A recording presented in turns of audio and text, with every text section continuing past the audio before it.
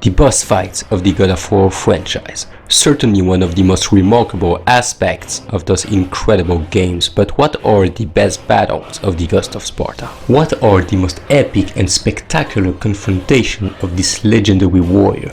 What are they and how can we classify them? This is what we will see today in this ultimate tier list of the best boss fights of the God of War franchise. So to clarify, I didn't include all the Valkyries and Berserkers boss fights, knowing that Sigrun, Gna and the King Wolf are all combinations of their different movesets. So it is exactly the same thing with the Trolls of 2018, only their most memorable boss fights will appear in this tier list. So with that said, we have a long journey ahead, Spartans. Let's start this tier list with an important boss fight, the first final boss fight of the God of War games, the Ares boss fight. It's actually insane how this battle is extremely important in the history of the God of War games, because it's the consecrations of the revenge of Kratos. Just look, at the moment of this battle, Kratos has just opened the Pandora's box. The Ghost of Sparta is close to his goal. He can finally confront the gods who ruined his life and stole his soul. So the circumstances of this boss fight are absolutely insane, even more with the fact that Kratos has just returned from the underworld, right after being killed by Ares sooner in the story.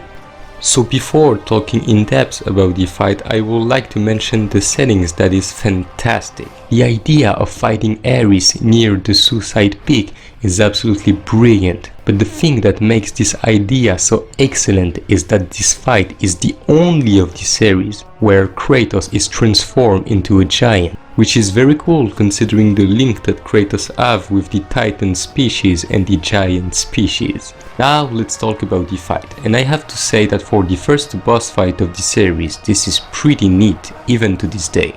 The boss can be difficult at some times, especially in the hardest difficulties of the game. The structure of the fight is also very great, with 3 different sections that are excellent. The first one is pretty easy and classic, but also very fluid and enjoyable. In this part, I really love the fact that the Blades of Chaos are enormous. And this is really cool because the kaiju settings of the battle really makes the characters and their attacks powerful and impactful to see, and this is really a positive point in my opinion. So yeah, this first section is really good, but let's focus our analysis on the illusion part of the battle. So the way that this second section takes place is really surprising, because Ares managed to transport Kratos into an illusion that showed us a destroyed Kratos who finds himself walking desperately in front of the house where he killed his wife and daughter. And in this excellent part, Kratos will be confronted to his past, but this time with the possible opportunity to save his family from a bunch of other Kratos.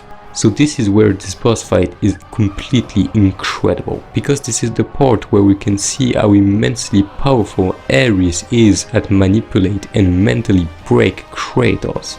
This is the part when we can see that fighting is not only physical in the God of War franchise, but also a mental thing. The idea of using so many Kratos to constantly try to attack Calliope and Lysandra is just so good, because as I said, all of this is a mind game of Ares who used the worst moment of the life of Kratos in order to defeat him. And in my opinion, this is a really deep and strong storytelling, and for the first game of the franchise, this is more than amazing. Now let's move on the final and most excellent section of this fight in my opinion. Now let's move on the part where Kratos is now equipped with the giant sword of Athena. Oh my, this section is just so great. In this final phase, I love the intense quick time events with the giant sword. And I also love the duality and the tension of this last moment. I also want to add that the gameplay is formidable with Ares at his most monstrous form. Even if I have to admit that I never was a big fan of these spikes in his back, I always found these visual elements disappointing in the cutscenes and in the actual gameplay, but this is just my personal opinion about his design. So yeah, to me the Ares boss fight is an excellent boss with a great replayability and also a great conclusion with Kratos who kills him and finally accomplishes his revenge. By the way, his death is very surprising because the death of the main villains are very cruel and destructive in general in the series. But this one is very classic visually, very surprising for the guy who cost him his soul. So yeah, I have to rank Ares in the S tier. The Hecatonchires boss fight. So here we are talking about one of the greatest introduction boss fight of the franchise and also certainly one of the most underrated of the series. This fight is composed in many sections where Kratos is constantly chased by the creature. We are passing throughout dungeons, sliding in a very cool and fun segment, and ultimately fighting the creature while trying to survive to his attacks. Every encounter with the Hecatonchires are just so visually impressive, so spectacular to see. The developers exactly knew how to create an exciting and thrilling fight for the pleasure of the players, in my opinion. We can see that with all the resources they got, they managed to create for us, the fans, the combination of all the elements that we love to see when we start playing these games. The visual epicness of this fight is just astonishing. Just look at this! The spectacular look of this scene. The end of the fight is also magnificent, with the game that led us the possibility to control the monster, and this is just so great. This is exactly what I'm looking for when we are talking about an introduction of a God of War game. The only negative aspect about this boss fight, in my opinion, is just the creature who got a good design, but the Hecatonchires in itself is forgettable, like a lot of characters in God of War Ascension.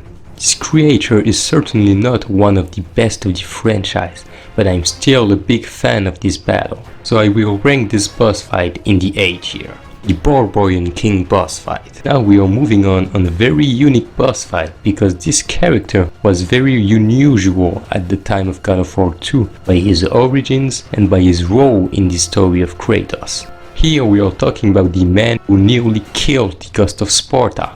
So this general has his importance in the story of God of War. So the fact that the developers used this dead character to create an actual boss fight in the actual game that we can confront is absolutely incredible in my opinion. As for the fight, this is okay, but not one of the best of God of War 2. The hammer that we obtain is for many of us one of the worst weapons of the franchise, but at least the way that we kill the Barbarian King is really satisfying.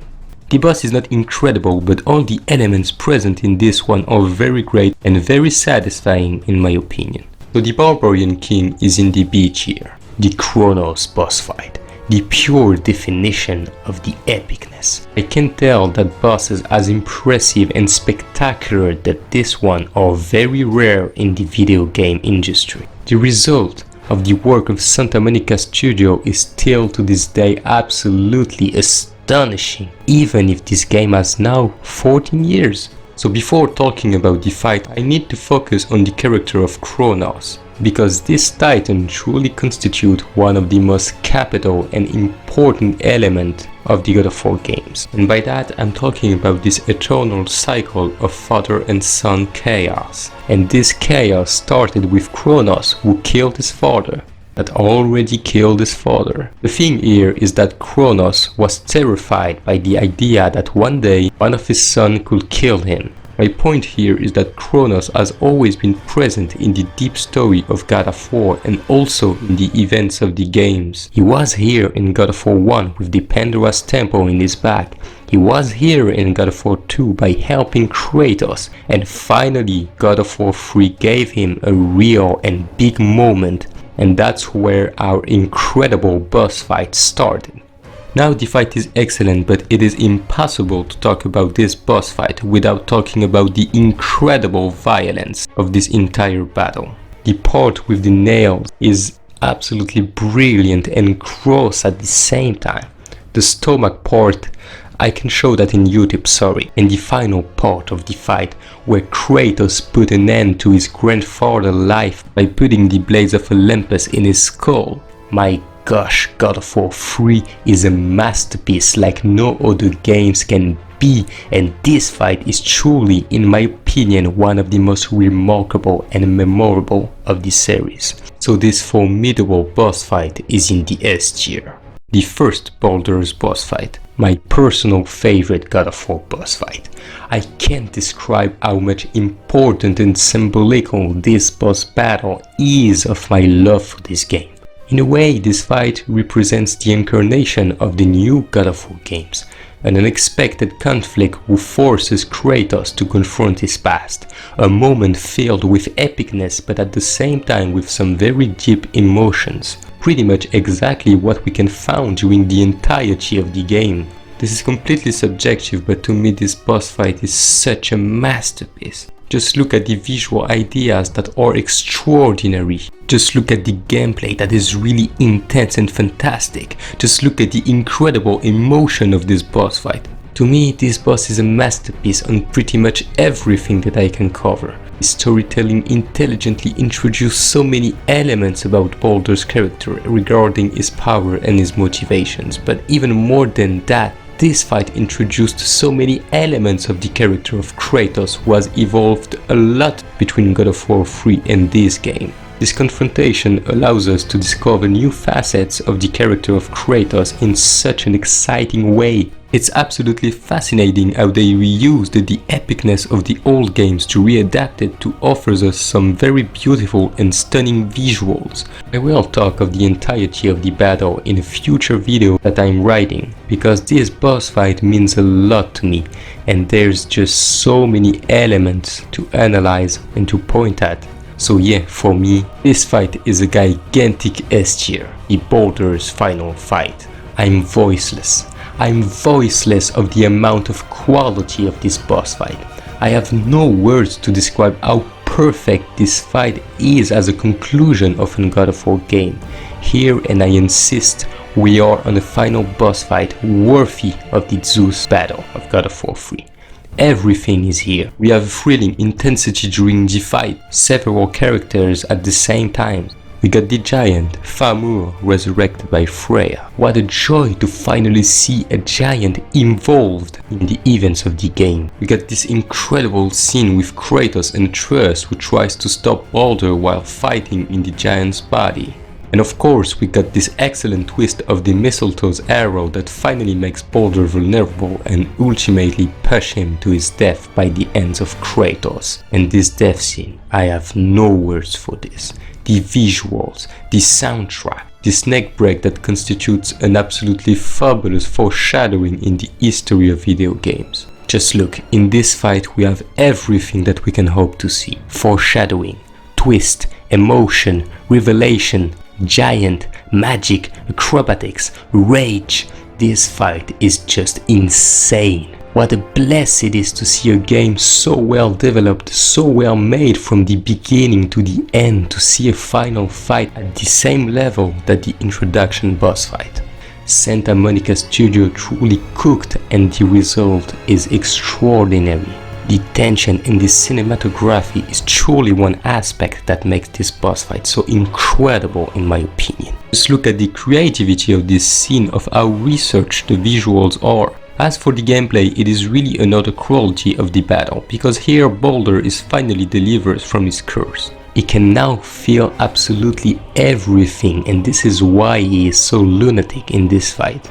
Even if he can feel pain, he loves this sensation that he never felt before. This is a great storytelling element that the gameplay brilliantly shows with the freeze and fire power. It's just so great because now we can also adapt our two weapons during the fight. So yeah, in my opinion, this fight is absolutely phenomenal, and I hope that more games can have such a satisfying and visually extraordinary boss fight as this one. Like you see, I am absolutely bound of this battle, so I will obviously attribute the ultimate rank to this boss fight that is for me one of the most spectacular and epic of the franchise. So this boss is in the S tier. This is a really great boss fight of a God of War games in my opinion. The Callisto boss fight. This one is very underrated, and in some way it's something that I can understand. The transformation of Kratos' mother into a monster is not something that I appreciate visually. However, it's a boss fight that I really appreciate for what this moment means. Kratos had finally found his mother after all this time, and as soon as he found her, he lost her again, and this time forever. It's a really strong moment in the terrible life of the god killer, and the emotion of this sad fight really makes the boss much more interesting in my opinion. So, unfortunately, I have nothing more to add to this boss fight, so I have to rank Callisto in the B tier, because of the narrative elements that are very interesting. The Manticore boss fight. I have to admit that this one is one of my favorite side boss of the franchise. With this fight, the developers truly emerges on the capacities of Kratos to use his most devastating tactics with his blades to defeat this dangerous creature.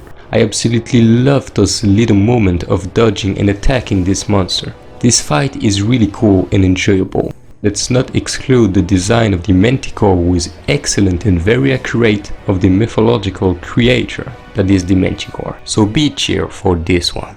The Soul Eater. I mentioned this side boss because it really represents something special for me.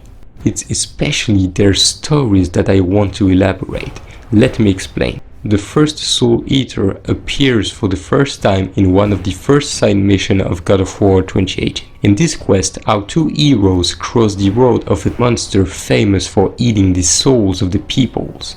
At this moment of the game, the young Atreus didn't develop all the bravery he will have at the end of the game. He lacks discipline and practice, and this is where the boss fight of the Soul Eater gave a real lesson to Atreus. This is where the fight is interesting because Kratos knows the limits of this creature. He knows that Atreus can beat this monster and by extension to overcome his fear. This is an important lesson that Kratos must give to his son, because if Atreus is not able to confront those kinds of situations, then Atreus will not be able to survive in this world. I love how the writers perfectly use the Soul Eater to tell an interesting story about a father and his son. It is great that the boss fight allows us to perceive the education that Kratos gave to his son to discipline him and to make him better. So the story is great, but the fight, unfortunately, it's not incredible. Our only gameplay possibilities are to dodge and attack the creature when he is vulnerable. Even if the Soul Eater is not interesting in his gameplay, his design is very cool and the story behind this fight is very great. Even if I love the story of this quest, fighting him is not really that great. He truly deserves the C tier in my opinion. With that said, we can now move on the real Soul Eater boss fight present in the main plot of the game. And this boss is totally forgettable. The music is great and the gameplay of this mob was improved, but this is just so simple. I don't have a lot to say about this boss. So C tier for this one. Now let's switch about the important elves. And let's start with Alva, the Light Elf Queen.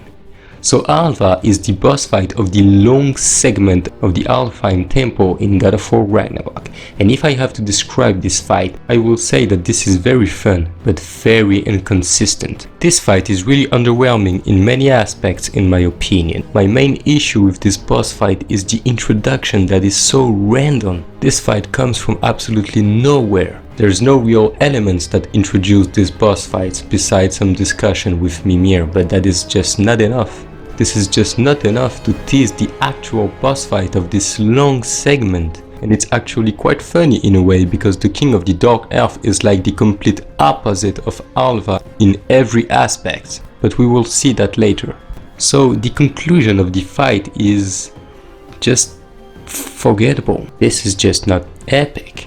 Anyway, this fight is still a good boss fight. Very technical, very fun. That's the only elements that I really appreciate in this fight. Let me precise that this is only my opinion about this character and this fight, but if you really appreciate this moment, I'm really glad that you like it, but for my case this is just not my type. That's why I put this boss in the C tier. Speaking of opinion, let me present you the Maven boss fight, which is in my opinion much more interesting than the Alva's boss fight. This fight is pretty much the same, but a little more difficult this time. Indeed, the fight is so much harder, so much difficult. Seriously, I find this version so much better. I truly think that this boss fight is much more appropriate as a side boss than a real boss fight of the game. So even if I prefer this version, this type of fights are not what I prefer the most. So even if it's cool, C tier, just higher than the Alva's one. This Varta boss fight. So this character, unlike Alva, is introduced right at the beginning of the Alfheim segment. And throughout our journeys, Varta was a very irritating character, but at least he was here. The game had introduced him so well that I wanted to see the rest. The fight therefore takes place at the end of the Alfheim segment in a very dark area, which shows that this king is a strategist and wanted to use the battlefield as a weapon. His moveset is quite predictable and very slow, but I must confess that I'm much more satisfied with this Vartaljófur's boss fight than the Alva's boss fight. At least with Vartaljófur, I have the feeling that this fight created something in the plot and that the atmosphere, the tension of his final lines created a very fascinating feeling in the story of the game. This simple cinematic left something in the universe of God of War. In Ragnarok, we can see the consequences of his death to his people. Anyway, even if the gameplay is not incredible, B tier for this fight. Scylla's boss fight. Without any doubt, one of my favorite spin-off boss battles. Here we are in an incredible and epic boss fight, exactly how I love them. And man, this battle is just so great. Look at the visual of this scene, the epicness of this shot. One thing that is also pretty cool about this battle is that the fight is cut in many sections right after this playable boss fight. Like instance, we actually met Scylla later in the game in a formidable scene in the water. This creature is just so great and perfect for the epicness of the God of War games. Just look at how spectacular this is, at how immensely satisfying these quick time events with the joystick is. So if I base my opinion with the battle in itself, I think that this fight is satisfying but not a masterpiece, like the God of War 2 or the God of War 3 introduction boss fight. So I think that Scylla in the A tier could be pretty fair considering how epic and spectacular this fight is at some times. Now let's move on with an amazing final boss fight of the God of War franchise.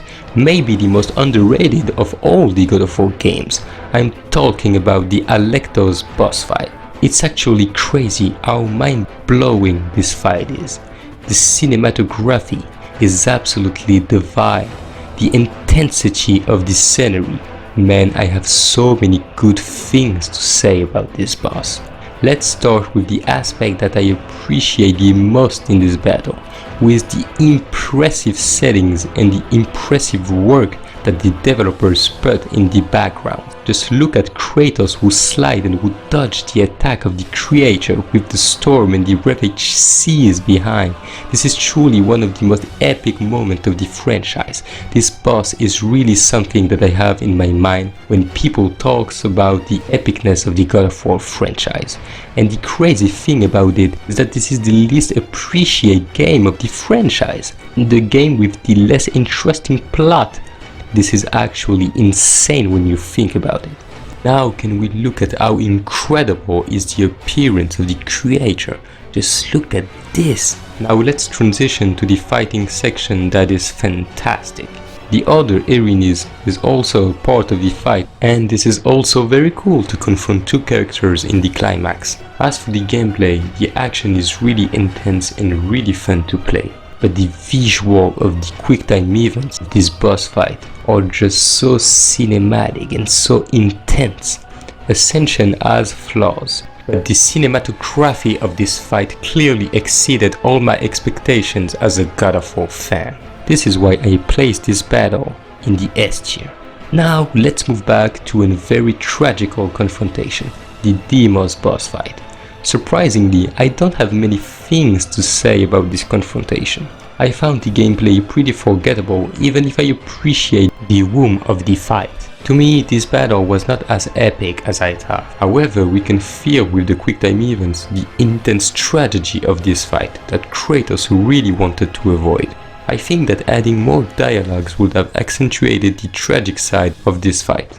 but overall it's a pretty decent boss fight in my opinion, so be cheer for me. The dragon. Oh my gosh, one of my favorite boss fight of the entire franchise. This dragon truly embodies the return of the colossal and powerful boss fight of the franchise. So before talking about the fight, can we appreciate how excellent this moment is? This urgent discussion with Atreus that begs his father to help Sindri by fighting this dragon is just so great. I absolutely love how this scene creates such an excitement before the real fight.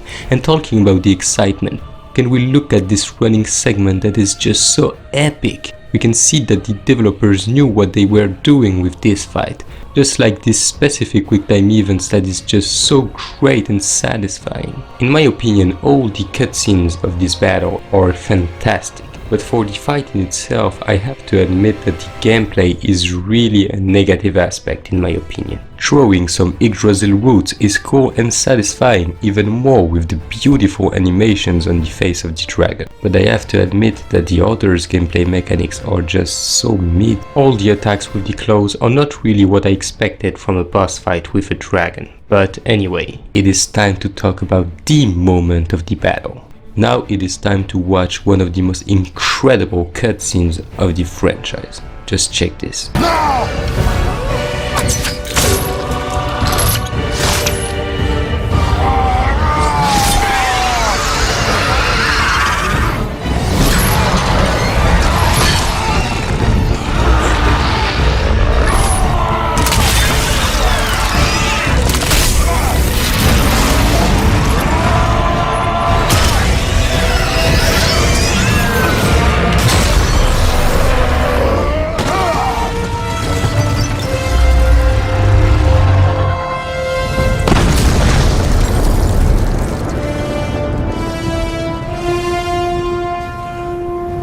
No words, and I say no words, can describe the epicness of this moment. The excellent team move of Atreus and Kratos, the fast and very premeditated move of the Ghost of Sparta, who gives all he has to put this crystal in the neck of the creator, the absolutely mind-blowing aerial move of Kratos, the badass and legendary standing pose of Kratos who slowly watched the dragon falling in front of him. Man, Cory Barlog, you are a pure genius. In just 30 seconds of pure slaughter, you have shown to the world how brilliant you are as a video game director. S tier for me, even if this is maybe too much, but this is my personal feelings for this one. The Medusa boss fight. One of the worst God of War boss fight in my opinion. This is unfortunately a really boring fight and the quick time events are really not that great. At least the thing that I like about this boss is the power that we obtain, that is one of the most iconic of the franchise. So this one is in the D tier. The Euryale boss fight. So for this one I really appreciate how unique she is in her design and in her movesets. The gameplay is fluid and her dangerous attacks are really fun to dodge. The finisher of the fight is really great and satisfying. So yeah, a very great boss fight of the games, and I don't think that I have much to say about this character and her role in the game. She's just a very cool boss battle of this great area of the game, so yeah, short opinion, but she deserves the B tier. The Vanadis boss fight. There's a lot to say about this boss fight. She is introduced right after the Ironwood at a very unexpected moment of the game. And I absolutely love how sudden this fight is, because that perfectly fits the personality of the Vengeress Freya at this moment of the game. And introduce this expected boss fight in such a sudden way is a very cool idea in my opinion. But this boss fight is clearly not perfect. The first section is actually very short and extremely easy with some very predictable moves, and it's a shame because the shortness of this fight really makes the boss forgettable, and it's even worse in the second sections, but fortunately the traversal cutscenes to go to the other side of the house is really great. I absolutely love how they use these moments to introduce us a new rage power that allows us to heal ourselves during the fight. And to me this gameplay mechanics is really great because it narratively shows us how Kratos used the 3 years of Fimbulvetr to improve his powers in order to control them in a much more efficient way. So this time the fight is much more harder and intense, but again extremely short and forgettable. So to me it is clear that something was missing with this boss fight, because there's a lot of good ideas. The magical attacks of Freya are very cool and dangerous. Her moveset is even better in this section, but again this is so short that we don't have the possibility to actually enjoy this moment. To me it is quite difficult to judge this boss fight, because many negative elements are hiding behind the positive aspects. And I have to admit that this boss was clearly not what I expected from a boss fight against Freya. The final of 2018 has teased an absolutely exceptional potential for a boss fight against Freya, and unfortunately this Vanadis boss fight doesn't have anything as spectacular than the magic that Freya used in the previous game. And let's be clear, I'm not saying that this boss fight is bad, simply that this fight could have been immensely better. To me, this is a very solid boss fight of the game. However, I can't defend a boss fight that doesn't give itself the pretension of having some great visual and cinematographical ideas, especially with one of the most important characters of the game. This battle was clearly supposed to be one of the most epic and spectacular of God of War Ragnarok, but unfortunately the result is just not here. So to conclude, I must add to this boss that the conclusion cutscene is awesome. I absolutely love how Kratos loses all intention to fight her when he realized that Freya was hiding behind that mask. And I'm even more crazy about this scene where Freya realized how monstrous and angrier she has become. So finally, if I have to give a note about this boss fight in relation to my opinion, I think that B tier is the most logical rank for the Vanadis boss fight. The Huntress boss battle. I have to admit that I was curious for this boss fight before God of War Ragnarok was released, because she is in the trailer of the game and I really wanted to see the battle against this enemy. And so the fight is really simple, and the Lake of Shields really forces the players to constantly dodge and use the axe to stun the Huntress. So the gameplay mechanics are pretty amusing and fun, so this is already a good thing. There is also the place of the confrontation that is excellent, because this battle takes place in the same spot where the troll appears in the E3 presentations of the game, and I love this choice of battlefield for this fight. So now the last aspect that I want to mention is the finisher, that is really underwhelming considering how cool this side boss is, but at least Mimir delivers a good reply at the end of the fight. I just bloody terrific. Fimbulwinter Freya, the raiders, Thor and Odin barging in, and now stalkers playing in our woods. This is no safe haven anymore. So yeah, a cool side boss, C tier, the Charon boss fight. So this boss fight is very interesting because we face Charon 2 times in the game. In the first attempt, Charon literally defeats us, which is very rare and quite fascinating to see in the franchise. The second section, however, has more content because this time Kratos is equipped with the Gauntlet of Zeus and is more prepared against the magical attacks of Charon. And to be fair, it is really satisfying to perfectly anticipate and returns the attacks against this enemy. So this fight is cool. However, I'm really not a fan of the Gauntlet of Zeus. This weapon don't give me a feeling of power, even if the finisher is really great, but I don't know, something is missing with this weapon. So even with this aspect, Charon is still a good fight of the God of War games. B tier, the Persephone boss fight. I really appreciate the story behind this fight, because the intention of this character was not completely far from what Kratos accomplished at the end of God of War 3. She wanted to destroy the Olympus and consequently the Elysium for what Zeus and the other gods stole from her, but unfortunately Kratos could never help her in her goal. The reason for that is that Calliope, the daughters of Kratos, resided in the Elysium, and if the ghost of Sparta don't stop Persephone in time, it will lose her forever. So to me the plot behind this boss is terribly powerful, and even more when we know that the Titan Atlas is directly present in the confrontation. Now the fight in itself is cool and very challenging, but this is far from being fantastic in my opinion. The gameplay mechanics are pretty repetitive and classic with a very simple battlefield. However, I absolutely love the quick time events of Atlas in the middle of the fight. I must admit that despite the notable qualities of this boss fight, it is not my favorite final boss fight of the franchise, nor the most memorable. This is a good final boss, but not a one that fascinates me. I will rank this boss in the A tier because I absolutely love the narrative elements behind this boss fight. The 80s boss fight.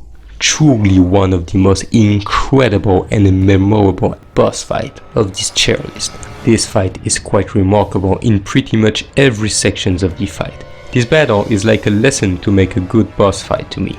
The escaping moments are fantastic and really intense. The quick time events to destroy Hades are extremely raw and gore, and the absolute tension during the entirety of the fight is astonishing. Even more than that, this fight is extremely cinematic and impressive in terms of visual ideas. This is truly an underrated boss fight in the franchise concerning these aspects in my opinion. Now can we look at these formidable quick time events that push us to survive and to attack. The interactivity of this moment is completely crazy, even more with these epic moments where we can crush the skull of this awful god in the ceiling of the room. The last section of the fight is also in my opinion formidable, with Hades transformed that again pushes to constantly move, which really makes these sections fluid and intense.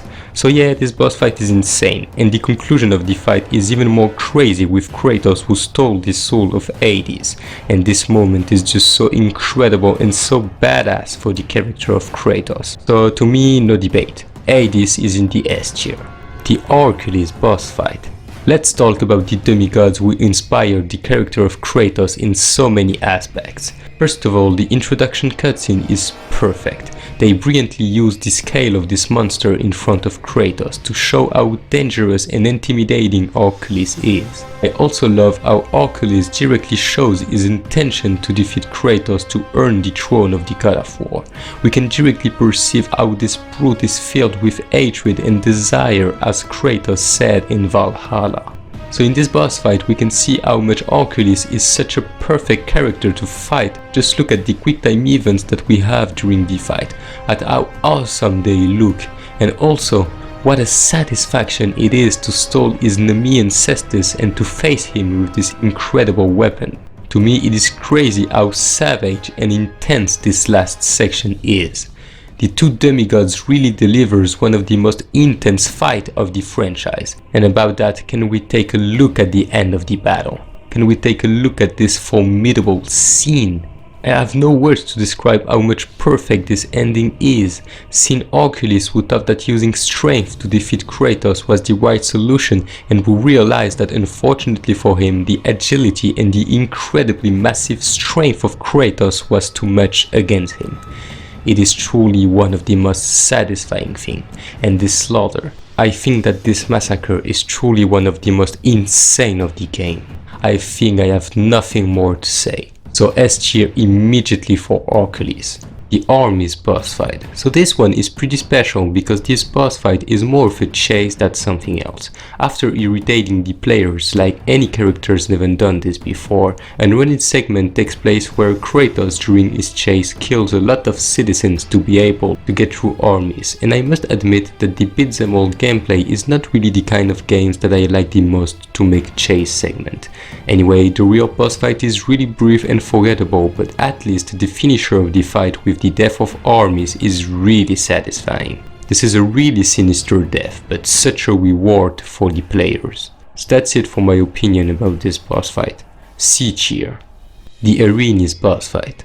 So for this one, I really love how she was introduced and portrayed in the game. Really like a death figure, just as the same as her father, Thanatos. Now the boss fight is nice. The settings with the snow is very cool and very unusual, but I think that the most striking moments about this boss is the excellent segment where we fall while fighting her, and to me, without being an incredible boss fight, this boss is still a very solid and fun boss fight of the game. So to me, this fight is in the B tier. The Kraken boss fight. The appearance of this hideous creature had left me such a powerful feeling the first time I played the game. The feeling of having witnessed a very intense boss fight. A slaughter at the level of the best battles of this extraordinary game. This fight is so great in its structure, especially with the moments where Kratos, locked in his mind, sees Gaia disguised as Lysandra, who reminds him of the reasons of his revenge, which immediately drives him to pursue his bloodthirsty quests. I absolutely love this moment. This boss is truly a pioneer of all the excellent giant boss fight that we can find in the other games of this series. I appreciate every mechanism, every violent move that can be done on the creature. So to me, this boss fight will forever remain one of the most incredible and memorable boss fight of the history of the God of War games. Anyway, the Kraken is a huge S tier to me, without any hesitations. Magni and Modi. They are really a fascinating case in my opinion. It all starts when Kratos with Mimir and his son went in search of the magic chisel that will help them to create a path to go to Jotunheim. So after this absolutely awesome segment, our protagonist unfortunately attracted the attention of the Aesir. Aesir certainly, but still the sons of Thor.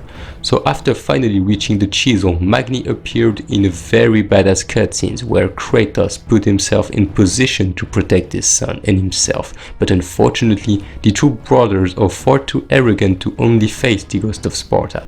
And it is now that the first 2 vs 2 boss fight of this game begins.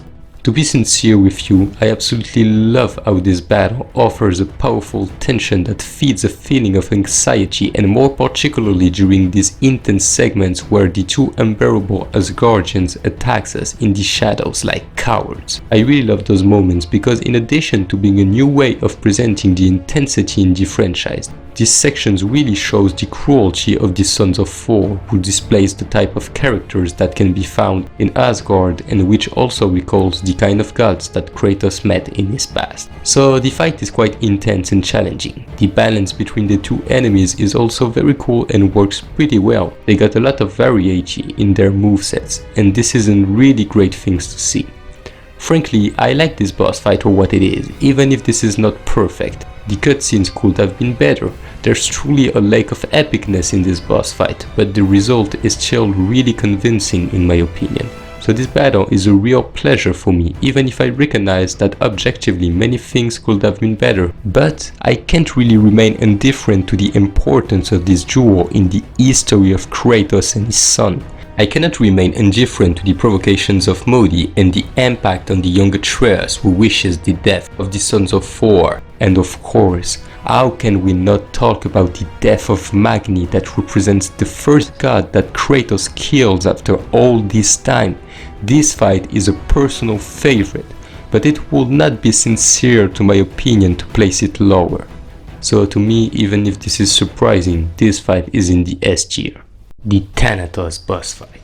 I never thought I'd see something as badass as Kratos and his brother facing the powerful god of death. The gameplay of the fight is insanely good with the presence of Deimos that permits some great team moves that shows us the symbiosis and the alchemy of the two brothers. I love how fierce and tragic this battle is, because Thanatos managed to kill Deimos. The Ghost of Sparta has lost for the second time of the game a loved one of his family, and this scene is truly one of the saddest moments of the life of the Ghost of Sparta. To me, it is crazy how everything is here in this fight. Exceptional epicness, overpowered villain, strong fraternal alliance, incredible finisher. This boss is just insane. But if there is one element in this boss that I found absolutely legendary, it's this activation of the Spartan rage that is exceptional. We can feel how enormous is the rage of Kratos. We can feel his sadness of losing the only person still alive who mattered to him. After that, it was over for the gods of Olympus.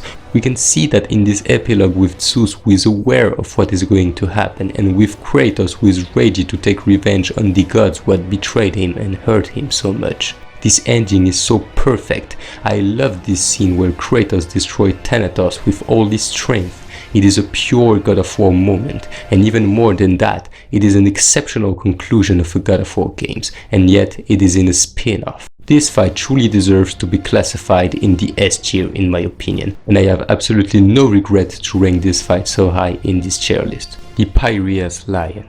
So this one is the least interesting boss fight of God of War Ghost of Sparta, but we can at least mention the singularity of this boss fight and the difficulty, which makes the battle really challenging and really fun to play. The finisher in the beast is very cool, and the death of the bastard who trapped us with this lion is even more satisfying. So this fight is in the C tier. The Perseus boss fight. So this one is pretty iconic to me, because I absolutely love how random this encounter is in the game. In the mythology, Perseus is an iconic hero equipped with many weapons and protection that the gods gave him, but in the game he is just a freak, completely lunatic and insane.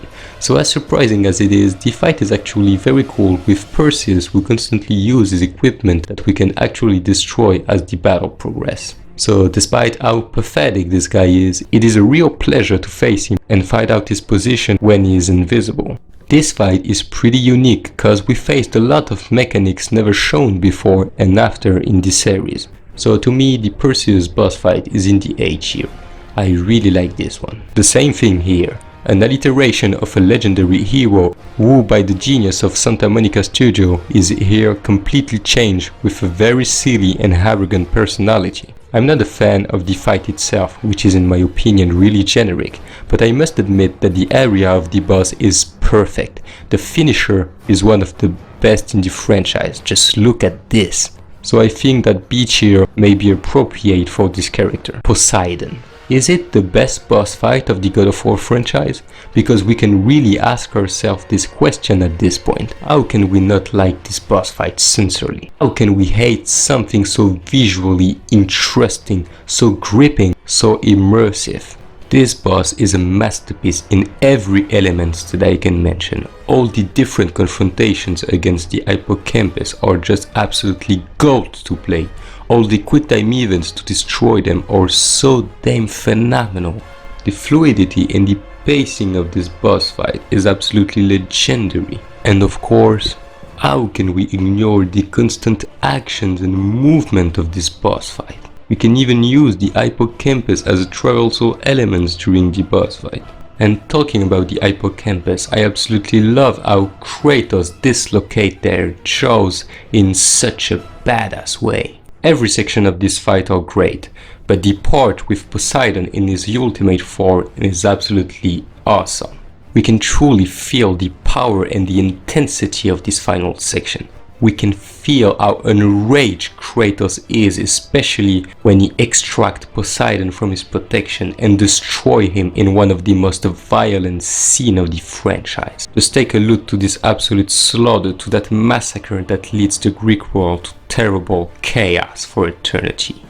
We are clearly on one of the most mind-boggling introduction boss fight of the history of video games. In a way, this battle perfectly defines what is God of War 3, one of the most intense and epic games in the history of mankind.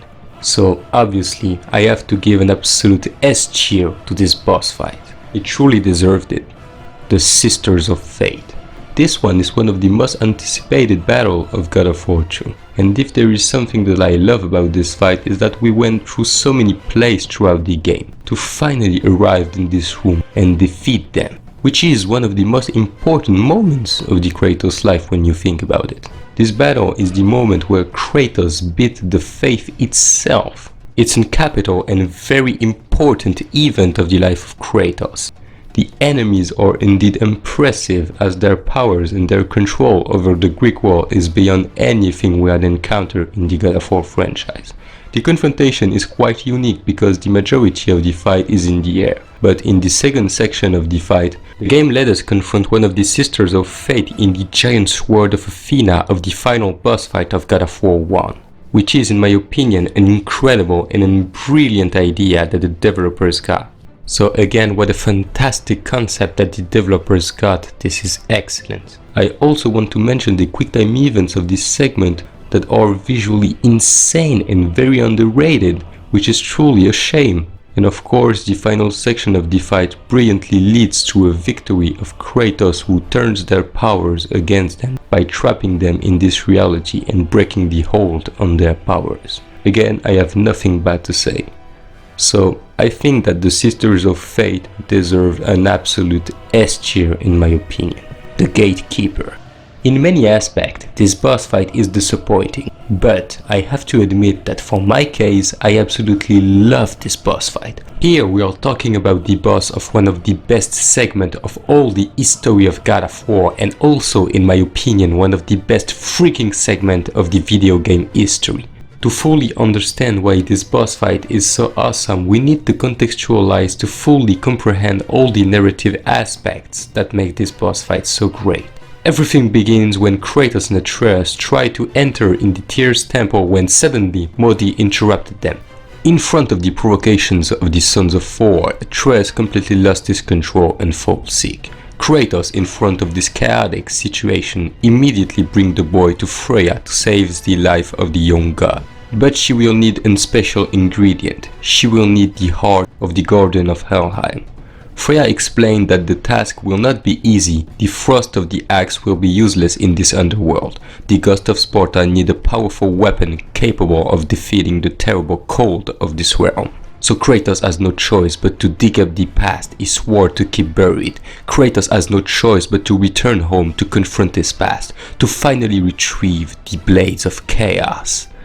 Right after these legendary cutscenes, the Ghost of Sparta literally destroyed the Hell Walkers, showing to the world that he will not let anyone stop him saving his son. After the wonderful scene with Brock, Kratos arrived in Helheim and his only goal is to distract the Guardian and take his heart. Sorry for this long summary, but it was inevitable. I had to explain visually and narratively what this segment means in the story and how important this boss is in the game. And that's exactly where the negative aspect of this boss fight comes up. It is the first fight of Kratos with the Blades of Chaos after all this time. And what do we have to confront? A redesigned troll who teleports. Yes, it is underwhelming. And I truly understand why many people were disappointed. But for my case, even with the visible flaws, I absolutely love this boss fight. The visuals and the atmosphere of Helheim are so great. The tension and the badass look of Kratos who gradually destroy this troll is astonishing. But the point that makes this boss fight absolutely legendary is the conclusion of the fight. My gosh, the emotional tension of this moment, the regrets on Kratos' face, the butchery that disgusts Kratos of what he has to do in order to save his son. I love how for the first time of the game, the God Killer could no longer be passive to the life that he retires. Kill this creature really touched him, but he had no choice. With the simple existence of this scene, the inner quality of this boss fight grows significantly.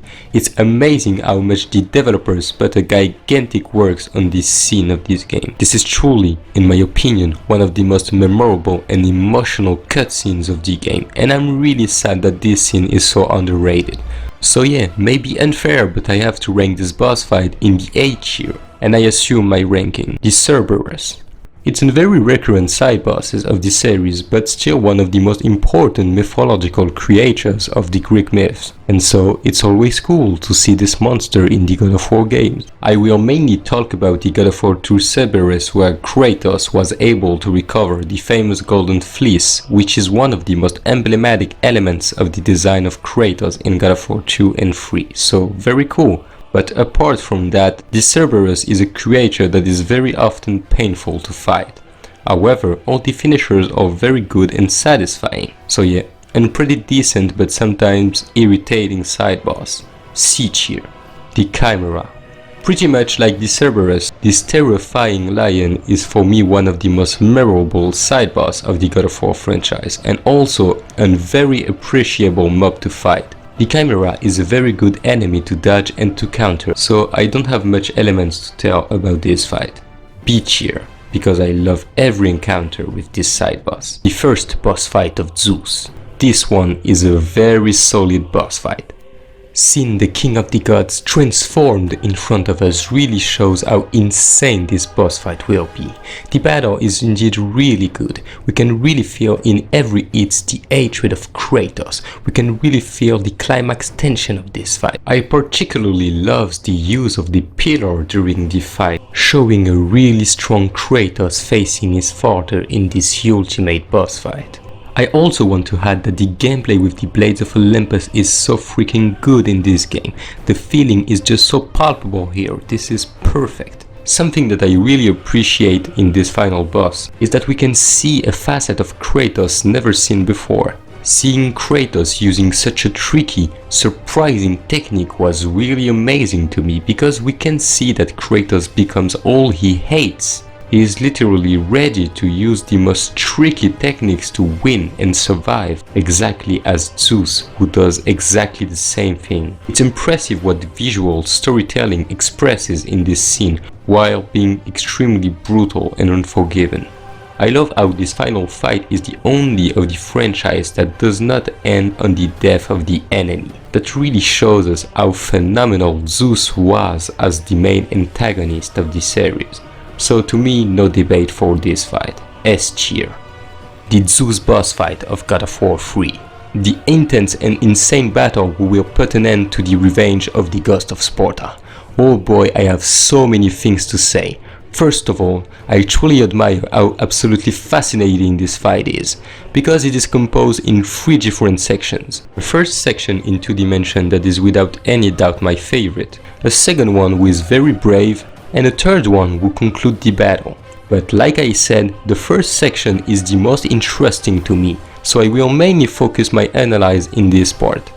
Like you've seen before, Kratos literally turned Olympus to ashes, especially to provoke this fight, and this clash really not disappointed the expectations. Surprisingly, Santa Monica Studio did not reuse the same type of fight like the Zeus battle of God of War 2. This time we got a very specific battle in 2 dimensions, which is very incredible as an idea. Indeed, the Spartan soldiers of God of War 2 is a case of a 2-dimension battle, but this is still a very emotional moment, like this boss fight with Zeus, except that this time the emotion of Kratos is an enormous rage. So it's crazy how this 2-dimension choice is really appropriate with this type of storytelling, and even the gameplay fits so well with this type of view. The use of all the different mechanics of Kratos is actually godlike.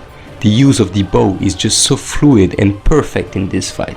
We can switch and try every weapons and they all works so well in this boss fight. The background of the fight is one of the most legendary of the franchise, and the decorative elements of this place are really great. Now let's move on to the second section, which is also surprising because it takes place in the summit of Olympus. The place who was supposed to be the battlefield of the ultimate clash between Zeus and Kratos. But their confrontation was interrupted by Gaia, which didn't stop at all Zeus and Kratos that continued their battle inside the giant body of Gaia. In this ultimate fight, Zeus revealed his most powerful and godly form, which truly makes the battle really challenging, especially in the hardest difficulty of the game. Like instance, the clones' attacks are really intense and insufferable, and that's cool, because the room is really restricted, which really makes the boss fight even more difficult, and this is a great thing for a final boss fight in my opinion. Of course, the entire conclusion of the fight is legendary and iconic. But the tier list is already too long to focus on the final of this fight. But of course, everything in this conclusion is absolutely divine. So yeah, pretty obvious, but this fight is in the S tier immediately. The Bjorn boss fight. So let's talk about another father and son boss fight, but not in the way that we expected. And about that, I always wondered how Kratos vs Atreus could one day happen in the franchise. And this boss fight is a really good idea. We can see that in this battle, they use the inner power of Atreus, his inner rage, to build up this fight, where Atreus transforms is unconscious of what he is doing. So I greatly appreciate the unexpected aspect of this fight, while making the circumstances of this confrontation logical with the plot event of the game. As for the fight, the gameplay is absolutely awesome, especially for the beginning of the game. I love how we can easily counter and dodge every attack, even if the bear is terribly threatening and imposing. I like how the difficulty is perfectly mastered by the developers in this boss, because this is the first boss fight of the game before the big battle of Thor. So we are clearly on the same formula of the Troll of 2018. This is why the boss is simple, to let the player adapt to what is to come. As for the cutscenes, they are really excellent and pretty well researched in terms of visuals. So very sincerely, I'm pretty fan of this boss fight, but I have to admit that the ending of the fight is a masterpiece. Just look at the facial expressions of Kratos, just look at the distress of the moment with Kratos who thought that he killed his son. Sincerely, I have nothing bad to say. So I have to put the Bjorn boss fight in the A tier. The Persian King. So this king is the first boss fight of Chains of Olympus, but he is also one of the first mention of the series of a magic power who directly came from somewhere else than Greece. I'm talking of course of the power of the Jinn that the king possesses and who is taken by Kratos at the end of the boss fight, which is actually pretty awesome.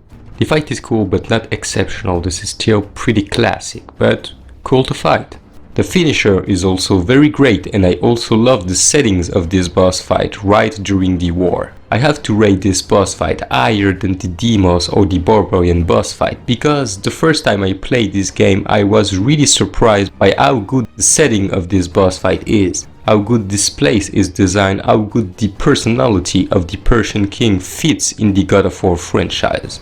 So yeah, good fight in my opinion. B tier, the Basilisk. If there is an element that I love about this boss fight, is that the games introduced this confrontation long time before it actually takes place. About the first minute of the game, the Basilisk was already unleashed and prepared to destroy everything around him. And I absolutely love when we got gigantic creatures causing chaos that only the Ghost of Sparta can stop. So after all the encounters against him, we finally managed to confront him in a large arena in a very good boss fight. His attacks are pretty dangerous, so we have to be in guard during all the battle. The quick time events are visually really great, and I love the use of the joystick in this sequence. The conclusion of the fight is also awesome with the influence of Morpheus in the world, which is really cool and great to see. So yeah, everything surrounding this fight is great. So A tier, Megaera and Tisiphone.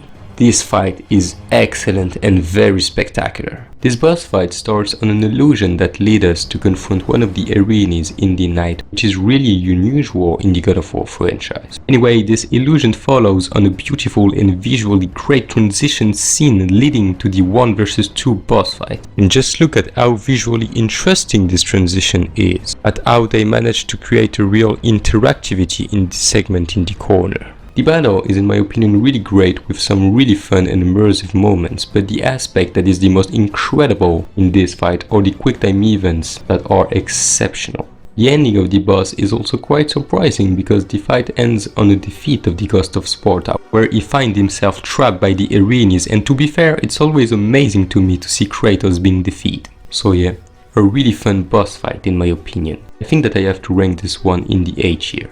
The side boss dragons of God of War Ragnarok. The Dreki. I don't know why, but this fight is so satisfying. We can see how much effort the developers put in this game and how they improved like hell the gameplay between 2018 and Ragnarok. So even if the Dreki is not an important boss fight, it's still an immense pleasure to fight and to destroy this creature. And man, the finisher is just so great. It is really, in my opinion, one of the best team moves of the entire franchise. Just look at this alchemy. B tier. So those dragons are some very good bosses in terms of gameplay and quality. They are hard but not impossible to beat. They got some ferocious attacks, but not insanely hard to counter and to dodge. I also want to highlight the finisher of this boss, who is just incredible. Again, this team moves finisher is absolutely fantastic. So B tier for the dragons. Now we got the Terrestral Dragon, so this one is still a very fun side boss, but I have to admit that something is missing with this one. I suppose that the lack of finishers really makes the battle less interesting and remarkable. Whatsoever, this huge dragon is still a very pleasant and amusing battle, and the counter is very badass. So C tier. Now let's analyze the difficult boss fight of this ranking, because here we are in a type of boss that have absolutely nothing in common with the rest of the tier list. In those fights we don't necessarily have the cinematography of the usual God of War boss fight. We don't have all the elements of a classic God of War boss fight. Here the skills and the dexterity is the main focus, and it is something that we can find in other types of video games, especially the Souls-like, which is pretty much the perfect opposite of an action-adventure games like God of War. And this is the thing about those super hard boss fights. The thing is that they were approved by the community. Players approved the extremely hard boss fight of these games. So that was necessary to me to mention these aspects that I found absolutely incredible about the God of War games. 2018 and Ragnarok is the story of an reborn, and this new type of gameplay and what it brings in the franchise was enormous, and those super hard boss fights are the proof of the excellent variety of the God of War franchise. So with that said, let's start with the boss fight that created everything in this category. Sigrun, the Valkyrie Queen. I have no words to describe how exceptional this fight is, how exceptional this quest of the faith of the Valkyrie is. This boss fight is so legendary that the first time I faced her, I had one thought that couldn't get out of my mind, and this thought was that Sigrun and the other Valkyries will help us for the Ragnarok. And they indeed pledge allegiance to Kratos for this final war. That truly shows us the power of the side quests of the Norse games. Just imagine if the Limbbacker or the Afgufas was not in the game. We would have so much less development on the regrets of Mimir, on the precious time that Kratos wants to spend with his son. And it's the same for the Faith of the Valkyrie, which is a mission that has risen beyond its initial stature of a side mission. Sigrun has a major role actually in the franchise, to the point that she saved the life of Mimir and Kratos by confronting the forces of the Valhalla itself. Nothing more. Sigrun is a character who fascinates me by her aesthetics and by her majestic look. She makes me think of Melania of Elden Ring in many aspects. She is a force of the nature, majestic and dangerous at the same time. As for the battle, it is really intense and that requires a lot of concentrations and dexterity, but in my opinion, Sigrun is not the hardest boss fight of the franchise. I think that with a good build we can easily beat her. So, am I going to attribute the maximal rank to this boss fight? No, because it is just not the type of fight that I appreciate the most. I like what this fight offers, but this is just not the type of boss fight that I prefer. So I think that H here is a legit place, and also that to me Sigrun is and will always be the best Valkyrie's boss fight of the franchise. The Queen Gna, the most difficult boss fight in the history of God of War in my opinion. So the same way that the gameplay has been improved between the two games, same thing happens between Sigrun and Gna. She got a lot of unique attacks that really makes her unpredictable, and on this aspect Gna is in my opinion much more interesting than Sigrun, because this new variety of movements and attacks make this boss really difficult to adapt, while on the other side Sigrun merged all the fighting styles of the other Valkyries of the game, but Gna is really unique in her moveset. I also really appreciate her design that really fits her fearsome and scary personality, but I found her design less interesting than Sigrun or Vanadis. Maybe the lack of armor, but something is missing in her design to make her really iconic. I also love the use of this boss fight in this story, because this is the post-game battle, and this is also why the finisher of this fight is so satisfying. What a pleasure to finally beat her and discover these exclusive cutscenes. In this scene I absolutely love the realization of Freya of what she has to do. It's a very good cinematic conclusion of this storyline, and a pretty touching scene for Freya, who was a close friend of her a long time ago. So I think that Gna deserves her place in the A tier, even if I still prefer Sigrun, but the Gna boss fight is much more than correct. The King Wolf boss fight. First of all, the Berserker side quest is a good side mission, but in my opinion very far behind the Valkyrie's side quest. This is a challenging and really fun boss fight, but the story behind this quest is just so forgettable. Even the area of the fight is so lame in comparison with the Valkyrie's prison of the previous game. I cannot deny that killing the King Wolf was very satisfying, but this is really not a boss that I appreciate personally. So C tier. Hrist Mist boss fight. So this one is the most cinematic boss fight with the Valkyries.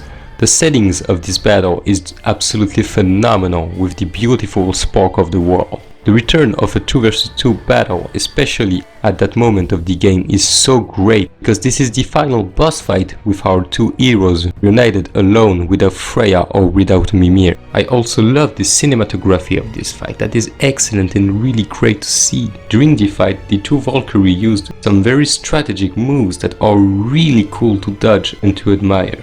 The only aspect that I don't really appreciate is the beating of Kratos in these cutscenes. Just look at how he is getting destroyed, but fortunately this quick time event with Atreus is excellent and very spectacular. I love so much these kinds of finishers that are so intense with the quick time events, that are so cinematic and so cool to watch. The This finisher really shows us the alchemy of our true heroes who stands in front of us in such a badass way. So yeah, this cinematic Valkyrie boss fight is really great in my opinion, A tier. Let's come back to a battle who's the perfect incarnation of a classic God of War boss fight. Oh boy, I can't wait to talk about this. Let me present you the Garm boss fight.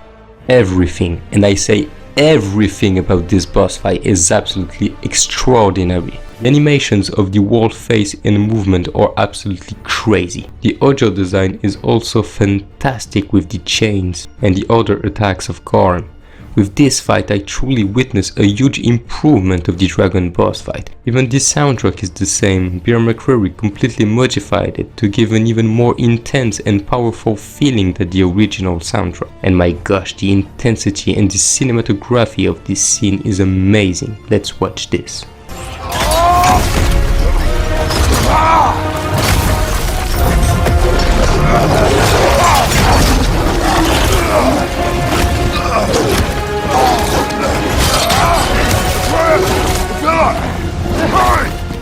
I'm on it!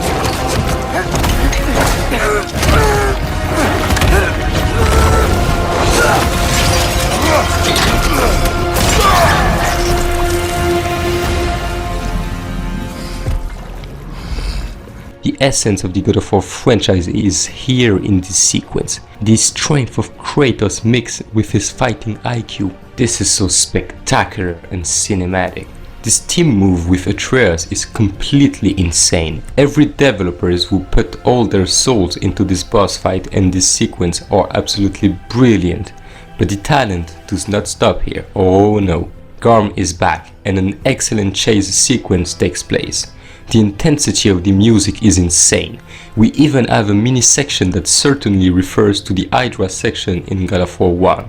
Such a cool detail by the way. Then we got the last part of the battle, which is also great, but maybe a little too short. In this final section, this is Atreus who found a plan to correct his mistakes. This is him that found a solution to save Garm, and this twist with the knife was such a good idea, because this sequence was foreshadowed at the beginning of the game. And the resolution to this mystery is absolutely incredible. Now it is time to analyze this awesome scene. Just look at the use of the camera that captures every movement. But the most mind-blowing aspect to me is this formidable use of the chains of the Blades of Chaos. This is just so creative and so awesome to watch. I'm really a big fan of what they managed to create in terms of visual in this fight. And this conclusion with the knife. I'm crazy about this resolution because we are not used to see a positive possibility for an enemy and even more for an unstoppable creature. But with this moment we can see how the franchise is starting to change the ways that we can conclude the boss fights. It's crazy how God of War Ragnarok teaches that a boss fight do not necessarily need to be concluded with the death of the creature or the enemy. We can move on, we can find solution even with the most desperate case. This plot twist is really great and I love the possibilities that the developers gave with this choice. So Santa Monica Studio, thank you for your dedication in this boss fight. You can feel the passion of all the team of developers that work on this masterpiece. So I have to attribute to the Garm boss fight a gigantic S tier, the Nidhogg boss fight. So this boss is truly one of the most underrated of the franchise and it's really surprising because the boss is really good. This fight takes place at the end of the legendary segment of Kratos and Freya in a very sudden way, revealing Nidhogg who defends the roots of the World Tree that Freya is trying to break. So the first thing about this boss is the design of this creature, who is absolutely fabulous. The amount of aura that this creature got is astonishing in my opinion. The first section is really short and easy. This is in reality the second section that will introduce all the mechanics and the difficult move of Nidhogg. But before talking in depth about the second section, I would love to talk about the transition cutscene that is really cool. This is smooth and cinematic. This is really what I love to see in the God of War boss fight. In this second section, Nidhogg is much more hungry this time, with faster attacks that are much more difficult to predict and to counter. The following cutscene is also fantastic with these quick time events and with the badass Freya that finally breaks the roots of Vanaheim. This is a really great moment because Kratos and Freya can finally confront this creature together. Now that Freya is free, Nidhogg unleashed her most devastating and enraged attacks, while constantly moving like fury during the entirety of this section. This part of the fight is excellent because we got two new mechanics during this section. I'm talking about the sigillary power of Freya, where we can freeze and fire the magic to attack Nidhogg and to hunt down the creature from her spot. To me, the variety of the attacks really shows us how hard the developers work on this fight, and how they managed to create one of the best boss fights of the franchise in terms of gameplay mechanism. The difficulty of the battle is also very well balanced because Nidhogg has extremely dangerous and destructive attacks in terms of damage, and I can swear that this fight was not easy at all the first time I played the game. Anyway, the next cinematic is also very cool, because here Nidhogg is almost beaten. She is weak and she will not survive, but this is still absolutely amazing to see the amount of energy that she put to kill us and protect the roots of the war tree. So the final section is also excellent like the rest of the fight. She's extremely aggressive but very weak.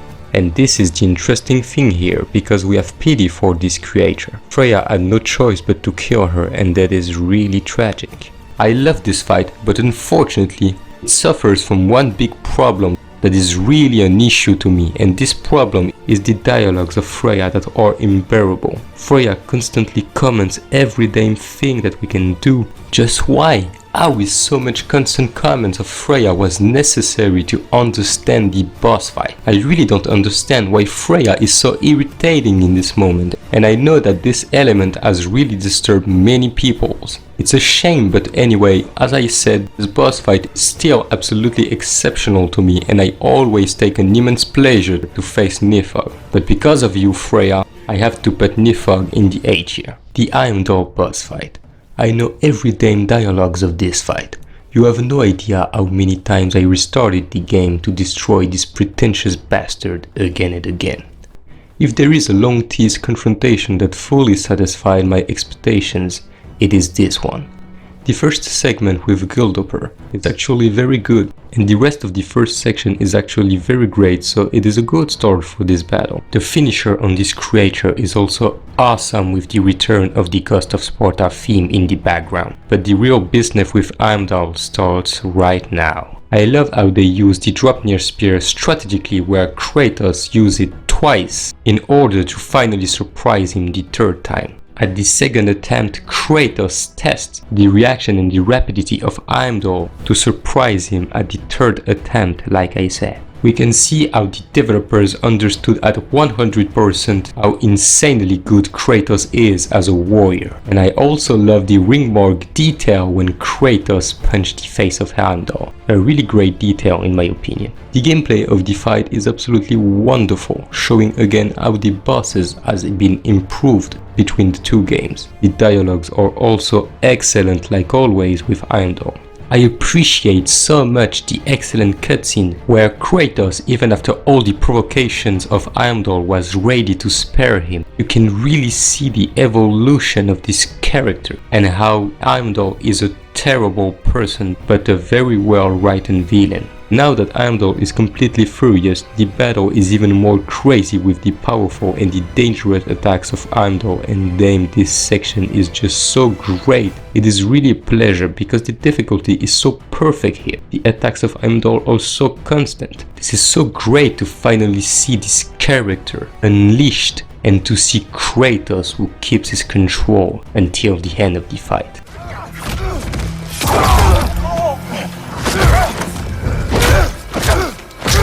Satisfying, isn't it? But for sure this brutal death could have been way worse. But this is just the evolution of Kratos in my opinion. I am of course absolutely bound of the facial expressions of Kratos who is feeling something so strong, because it is not the fact that he killed a god that matters in this scene. This is the fact that he accomplished his destiny, that he was unable to avoid, that matters in this dramatic scene. And yet, I'm also a big fan of the big mistakes of Christopher Judge with the Gala horn that truly makes this scene even more powerful in my opinion. So the Heimdall boss fight is in the S tier in my opinion. The second boss fight of Thor. So this one is really something. If you love the boss fight of the Ragnarok, good for you, I'm very glad that you like those fights, but for my case, the second boss fight of Thor and especially the boss fight of Odin have truly been one of my biggest video game deception of all time. I waited 4 years to Ragnarok to release. I expected many things like obviously the first boss fight of Thor and I was satisfied by the result. I waited for the evolution of the relationship of the characters and I was satisfied, but I mainly waited to finally discover the Ragnarok. The promise was just so gigantic. This was supposed to be one of the most incredible endings of the video game history, and the boss fight of the Ragnarok were supposed to be the best of the entire franchise. The Ragnarok was supposed to be equivalent of the end of God of War 3. This is the event, the war, the name of the game. This was supposed to be the best climax of the God of War history and not the video game history, but unfortunately, the result is not what many expected. This climax already had a ton of problems and underwhelming aspects, but not as disappointing as the two boss fights of this ending, certainly not. So let's start with the Thor boss fight, and the terrible thing about this fight is not that this battle is underwhelming in the circumstances of the Ragnarok, no. The problem is that this fight is extremely underwhelming in comparison of the Thor boss fight of the beginning of the same game. I don't know if you realize how crazy this reality is. The Thor boss fight of the Ragnarok was supposed to be better, or at least as great as the introduction boss fight. There's absolutely no reason for this final boss to be at the end so disappointing. Even the tension was here to create a truly spectacular and crazy boss fight. Thor now wants to kill Kratos, and the Ghost of Sparta is even more powerful than the beginning of the game. The tension and the atmosphere is even bigger here, so how in the hell this final boss is so much less interesting than the introduction boss battle? To explain my feeling about this boss fight, let me use the example of Baldur to show how insanely disappointing the final fight of Thor is. If you compare the introduction boss fight of 2018 and the final boss battle of the same game, you will see that there is absolutely no gap at all in terms of quality. I personally prefer the first fight because of how shocking this boss battle was at the time and because of how visually and narratively impressive this fight is, but to the other side, the final fight of Baldur is as or even better than the first fight. The gameplay is as excellent, the cinematography is more than phenomenal, and the storytelling is incredible, exactly as the beginning of the game. In God of War Ragnarok, we unfortunately don't have the right to have a final boss at the 8th of the introduction boss fight. Here, with Thor, the introduction boss fight is absolutely excellent, and this is the problem. This is just so much more interesting and palpable than this Ragnarok fight, and that is not normal. Now let me explain in every details why this fight is disappointing.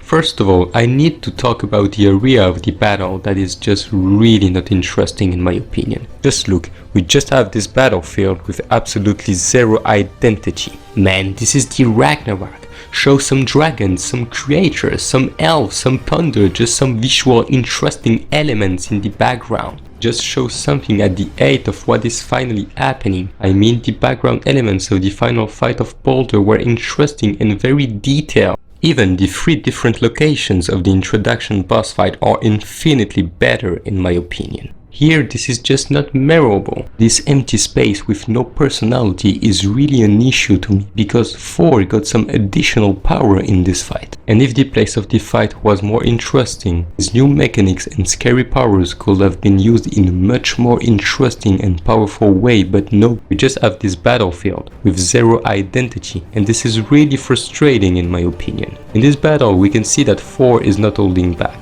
but that's the problem, he's not holding back. Just look at the crazy things that he constantly does in the first boss fight. Just look at how much violent and aggressive he was.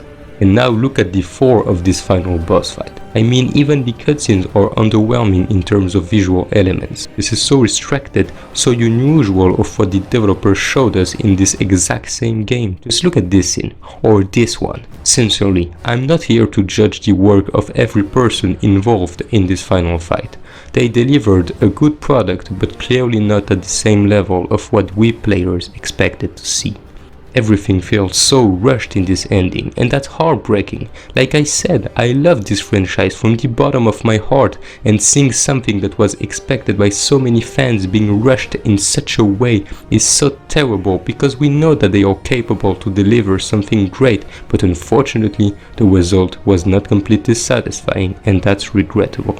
I complain a lot, for sure, but this is not a bad boss fight. There is still some elements that I appreciate in this boss. This scene with finally some punching quick time events is really satisfying, but I also love the rest of this, where Thor electrified the chains with a quick time events that Persia has to resist. The gameplay is also really good in this fight, not better than the introduction boss fight, but still very solid and very intense. And yeah, I also appreciate the dialogues that really shows the evolution of the two characters throughout the game. But I don't think that this is enough. Let me tell you, the Ragnarok is for me a masterpiece in the narrative elements of this moment, especially with this scene with one of my favorite of the game. But when we talk about the form, about what we expected ourselves to see, this fight was disappointing. However, I must admit that the ending of the fight is really awesome.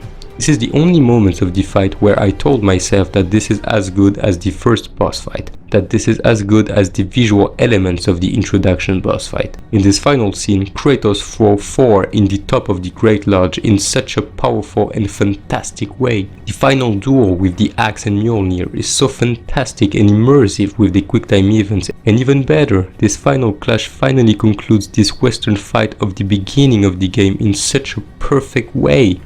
The final scene of Thor is absolutely incredible, with a really tragic and memorable death scene right after his heroic redemption. So yeah, I have to admit that for this fight I unfortunately have more negative feelings than positives, but at the same time this is a decent boss fight. Again, this is not bad, just disappointing considering what this fight represents in the story. So be cheer. The Odin boss fight. Let me present you the most disappointing main boss fight of the God of War franchise, the worst final boss fight of the God of War games, and also the worst expected boss fight of this series. My disappointment is enormous. This fight was supposed to be one of the most epic boss of the history of the video games, and damn, there was just so many ideas to bring to this climax. We literally have Fenrir who hit Odin during the Ragnarok of the mythology, so damn, let's use Fenrir. Just look, even if he doesn't hit Odin, that just could be better than this Deus Ex Machina. Or look, we are literally fighting in the library of Odin where he killed Hymir, so let's use the different decorative elements like maybe those levitating stones. And no, he just used some books to activate one of the powers that Baldur already used in the final fight of the previous game. So yeah, cool, well researched. Bravo! So okay, Odin is really strong and unbeatable, so Freya can maybe use her powerful magic, why not? And no, we just have these 15-second cutscenes that just rushed all the interesting elements that we could get with Freya. Okay, so maybe the finishers of the fight will be crazy, like the build-up of Baldur in the previous game, and the incredible scene with the World Serpent, and it's just the middest finisher I have ever seen. Okay, so we can maybe use Surtur during the fight that is especially here to destroy Asgard and kill Odin, but no, he just appeared exactly after the death of Odin. Sincerely, is this a troll or what? I can't believe that this is the final fight of this game. I can't believe that they delivered this rushed ending to us, but what do you want me to say? There was just so many possibilities, so much potential to make this boss fight legendary, but unfortunately the result is just disappointing. Even the gameplay is disappointing. The first part of the fight is very classic in terms of mechanics. Odin just used the most basic movesets of all time, and this is not normal at all. No, seriously, are we talking about the old god full of wisdom or what? Why in the hell Nidhogg put a much more intelligent and strategic use of the magic than the All-Father? It's crazy how rushed everything is about Odin in this climax. Anyway, the transition cutscene is not fantastic, but at least the discussion with Freya is interesting in some aspects. We have a great reference of what Baldur said to Freya in the previous game, which is pretty cool, but apart from that, this cutscene is really long and forgettable in my opinion. So after this discussion, Odin breaks the floor, allowing us to discover the rift with the All-Father who desperately try to manipulate Atreus, and I have to admit that this scene is awesome. Here the tension is so intense. We the players feared that Loki the trickster would betray us and his father. I was so invested in this scene. I was so scared for the fate of Kratos, but fortunately the Ghost of Sparta trusted him more than anybody. Kratos knew that his son will do the right choice. Certainly this scene was necessary, and that was really nailed in the perfect way. Good job, I have nothing more to say. I also need to add that the reaction of Odin is priceless. We can feel all his frustration, all his anger, and this scream is... Okay, this scream is maybe too much, but Richard Schiff really captured all the resentment of Odin, and that is really great to see that. Anyway, the fight in the Ymir place is okay. The difficulty is also pretty great, but the lack of epicness is really depressing. This is just not spectacular, and God of War is one of the most spectacular video game series ever. So like I said before, these cutscenes during the fight is extremely underwhelming, but not as underwhelming that this finisher that is just so disappointing, considering that this is the finisher that concludes these two games in the Norse mythology, and I can swear that in terms of visual and epicness this is zero. When you conclude the previous game in such a phenomenal way, you have absolutely no right to deliver such an underwhelming finisher in the most important moment of the franchise. But at least this final scene with Odin is excellent, and this twist is very great. So Odin, the final boss of God of War Ragnarok, is in the C tier, the gorilla boss fight. Now what about the boss fight of the most controversial segment of God of War? Now what about the only boss fight with another playable characters than Kratos? What about the gorilla's boss fight? You want to know my opinion about it? I absolutely love this fight. Yes, it is anticlimactic after everything that I have said about the Ragnarok boss fights, but it is the truth for me. In this battle, the gameplay is surprisingly good and intense. The cauldron mechanism is a great idea that fits perfectly with the agile gameplay of Atreus, who constantly jump and run to escape the gorilla's attacks. The dialogues of this boss fight are also fantastic, but I will come back to this later. But the reason why this fight is so excellent in my opinion is due to the antagonist of this fight. But why this character in particular? Well, let me explain. Faced with the causality of fate, this character lost all hope of happiness when her son was cruelly murdered, and the only way she had to face this distress, this horrible feeling that she approved, is to capture and brutally retire the souls of many animals in order to live their life. She wants to feel their sensations, and this is where this villain is phenomenal, because who has never wanted to fly like the birds in the sky when the life was unbearable? Who has never wanted to live the life of another in order to escape our own suffering? We can see that Gorilla is an empathic character. Atreus had to put an end to her madness, because even if stealing the souls of the animals reconfort her, this is objectively wrong. If you look closely, her psychology is really similar of a lot of characters of this game who suffers from very human and empathic complexes. Every character and villains has a weakness and a specific reason for being like they are. With Odin, it is the fear of the Ragnarok and the prophecy of his death that shapes the evil god that he is. With Baldur, it is his invincibility and his hatred toward his mother that shapes the mad and vengeful god that he is. With Thor, it's the terrible education of Odin that creates his merciless personality. And Gorilla is like all of them. She is a character broken by the words of the prophecy. And that's just so good, because I was afraid that all the giants were nice and clean in this universe. But Gorilla proves us that even the giants could be as terrible than the Aesir. But careful, I can understand that this fight can please everyone, because this story is still not what we expected about the story that was supposed to talk about the giants and their secrets. Even if the Gorilla segment is the best of the Ironwood, it is not what I wanted to see in Jotunheim. But now let me show you the quality of this fight.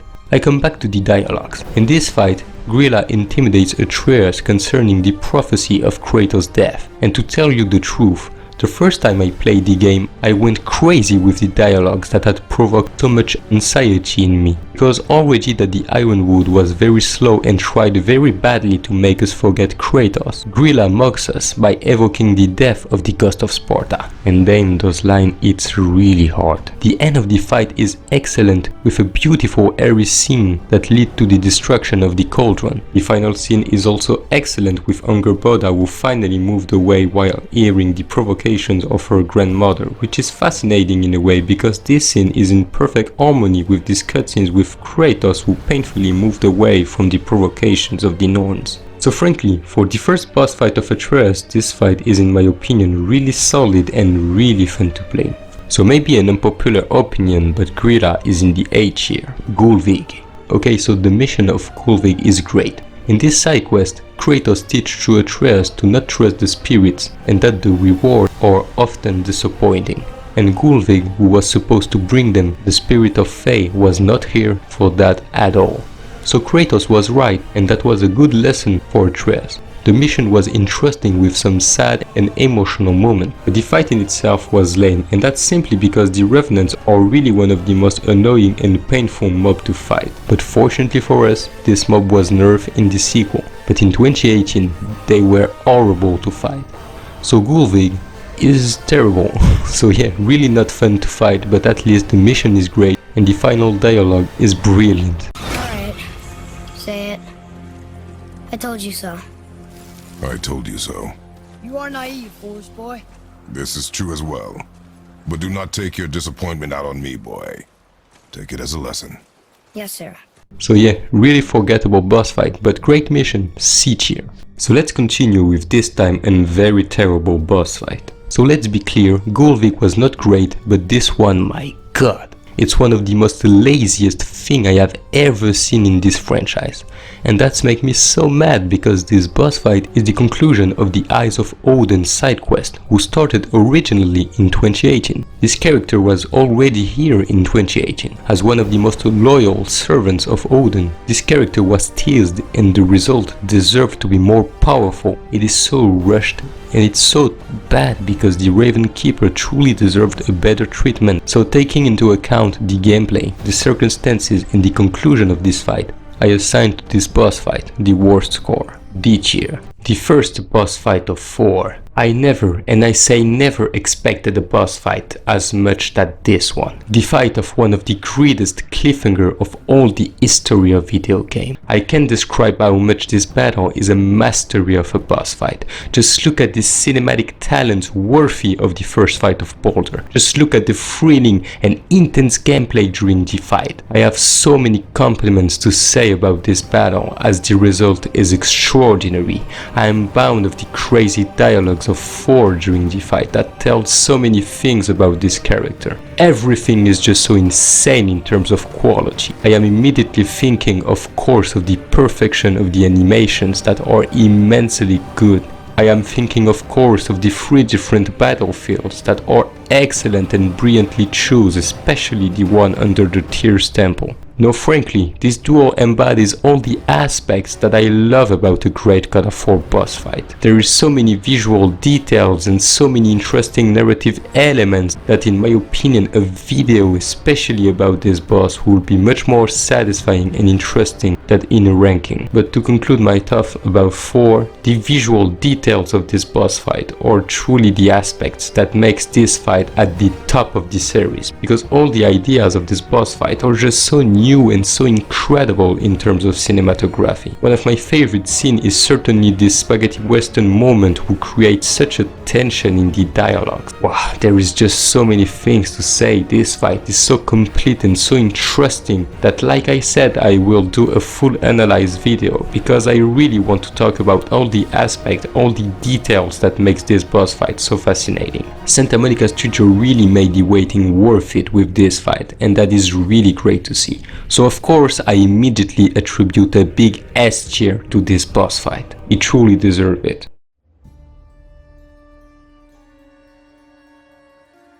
So this one is a pretty satisfying side boss of God of War Ragnarok. From what I understood, his existence is due to all the wasting magics of this world, which is a very cool explanation in my opinion. We can see that Santa Monica Studio worked very hard with the moveset of this mob, and we can truly see how the attacks are various and really well designed. So yeah, this is a very cool side boss in my opinion, so be cheerful for this one.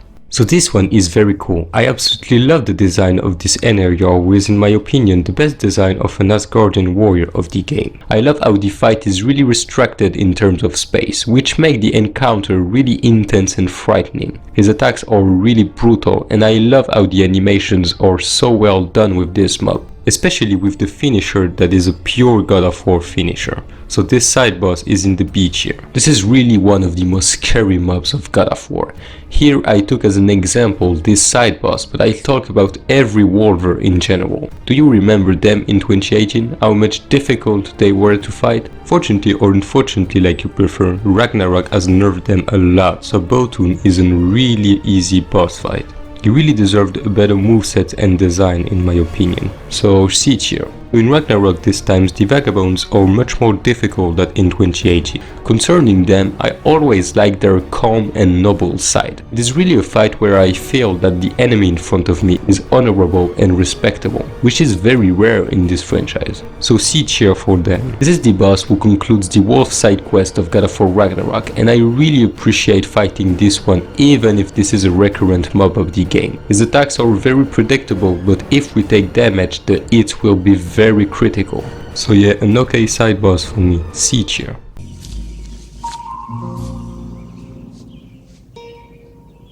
What the fuck is this piece of shit?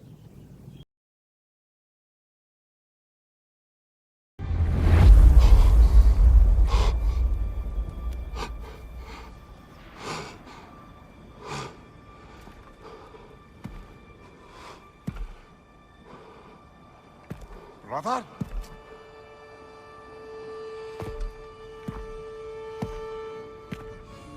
Oh, where are we now?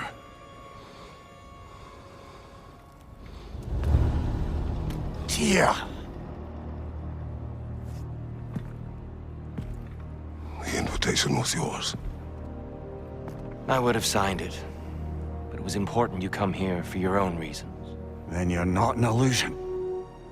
You're in the flesh, old friend. No words can describe what I felt at this exact moment. No words can describe the excitement that I felt when he beautifully made appeared his legendary spear and shield. And no words can describe how shocked I was when I discovered that an amicable boss fight against Tyr is starting to happen. Guy, I have so many things to say. First of all, when the Valhalla DLC came in, I knew that Tyr will play an important role in this story, but at the time I had no clue how these characters will help Kratos on his quest, and as surprising as it is, the concept of using a repetitive and difficult boss fight to help Kratos to master himself is one of the most brilliant and intelligent ideas that Santa Monica Studio ever delivered. So let me explain why this idea is so incredible. This DLC is built like a roguelike game, so this God of War experience required a goal.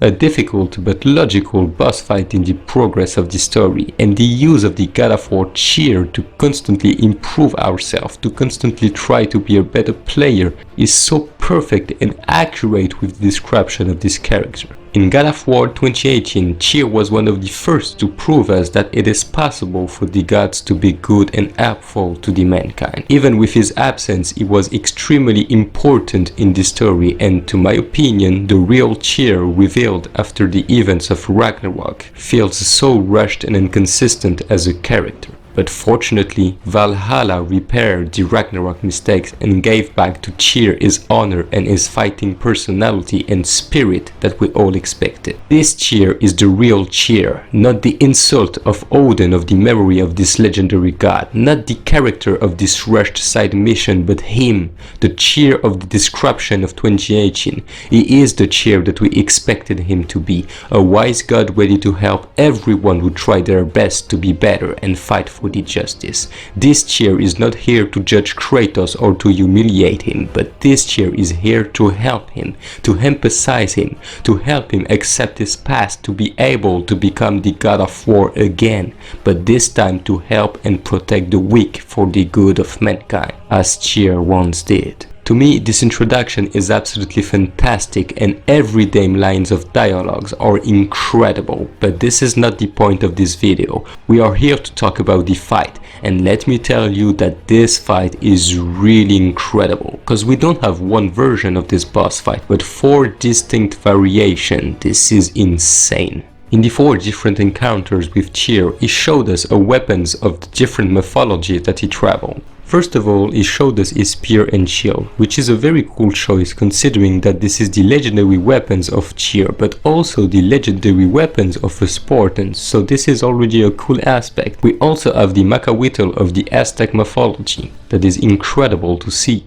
We also have the Kopech, that is an Egyptian weapon. And finally, we have the Nodashi, that is a Japanese weapon. Okay, so those weapons are great, but this is not finished yet. Tyr also used some different magic attacks depending of the weapons that he used, showing that Tyr in his travel used to master and to control those weapons and powers, which is incredible and perfectly fits his description and personality. What a formidable character, sincerely. As for the gameplay of this boss fight, the attacks of Tyr are very constant and controlled. In the fight with the Nodashi, like instance, his attacks are really destructive and can cause our defeat quite quickly. And talking about losing, in opposition with the classic God of War boss fight, here the defeat is not a bad thing, because this fight with Tyr is a lesson to be able to prepare ourselves in a better way for the next attempt. So about the battle, I also want to add that the animations of the 2 quick time events are excellent, especially when we miss the quick time events. Just look at how powerful Tyr is and how his attacks are so brutal. There is also an aspect about this boss fight that I found legendary, and this aspect is that at the time that I'm recording this video, Valhalla is the last God of War event in the continuity, and even after the end of the DLC and the acceptations of Kratos of his past self and his new war of the God of War, Kratos still continues to perpetually confront Tyr, so this means that Kratos still continues to improve himself mentally but also physically. So guys, this means something. This means that his skills and aptitudes are still something that Kratos is improving in this DLC, which means that the most powerful and mastered form of Kratos is still unknown for us. This means that the strongest form of Kratos is still yet to come, knowing that Kratos finally accepted his past, which includes in the process his rage and anger that he also continues to improve while perfecting his control and his skills for the benefit of all. So correct me if I'm wrong, but I think that the future Kratos will represent the perfect mix of a controlled Kratos of the Norse game and the full power and powerful Kratos of the old games. So in a way, this fight perfectly represents the influence of Tyr on the character of Kratos. Just look. Since God of War 2018, Kratos has never stopped following the path of Tyr, and now that he is the God of Hope, he has the possibility to be even better than him. So I'm literally obsessed with the future of this franchise. I can't wait for this sequel, I'm just crazy about it. Anyway, I have to calm down. So let's conclude this opinion of this wonderful boss fight by looking at the magnificent finisher of this boss. Just check this.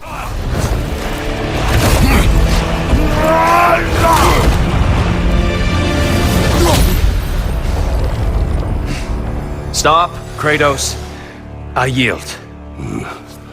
Hard fought.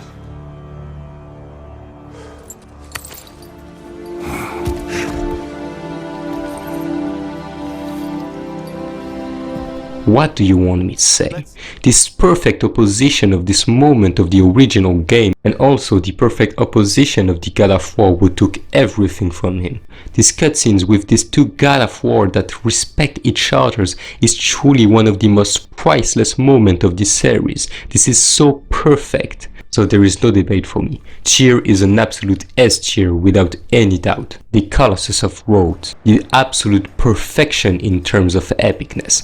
My appreciation of this boss fight is just so huge. The first element that makes this boss so legendary to me is its singularity in the God of War games, because we rarely face an enemy with this type of appearance. Usually in the franchise, the introduction boss fights are some monstrous looking creatures, or here we face a purely divine threat, which makes a real contrast with the mad Kratos who confront this giant statue in this introduction.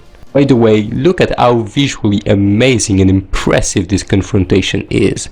The epicness and the cinematography is exceptional for the second game of the series.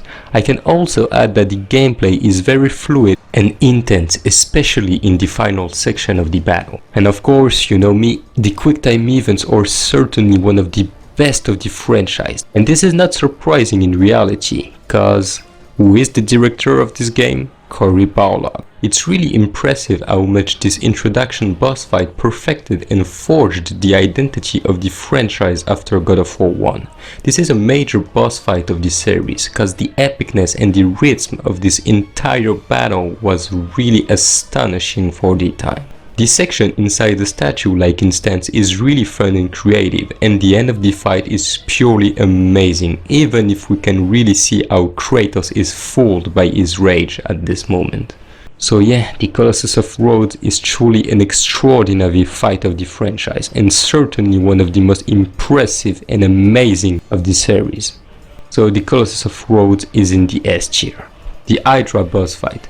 The battle that started everything in this franchise. This legendary confrontation means a lot for many God of War players, because the Hydra was one of the first impressive boss fights that the players discovered from the God of War franchise. This fight represents the first time in the history of the God of War games that the player realizes how much powerful and brave Kratos is as a character. It is creatures like the Hydra that forged the identity of the franchise, and let me explain why this is the case with this boss.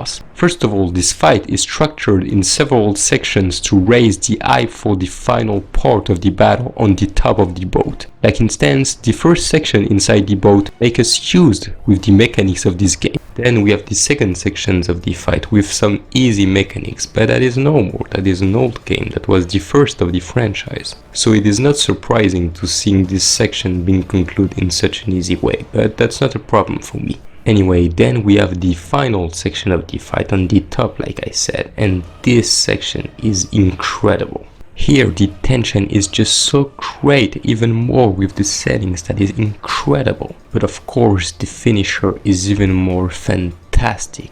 This is this type of scene who made the God of War game so iconic in my opinion. It's hard to realize how gigantic the legacy of the Hydra boss fight is throughout the franchise. This boss is just a part of the identity of the God of War games.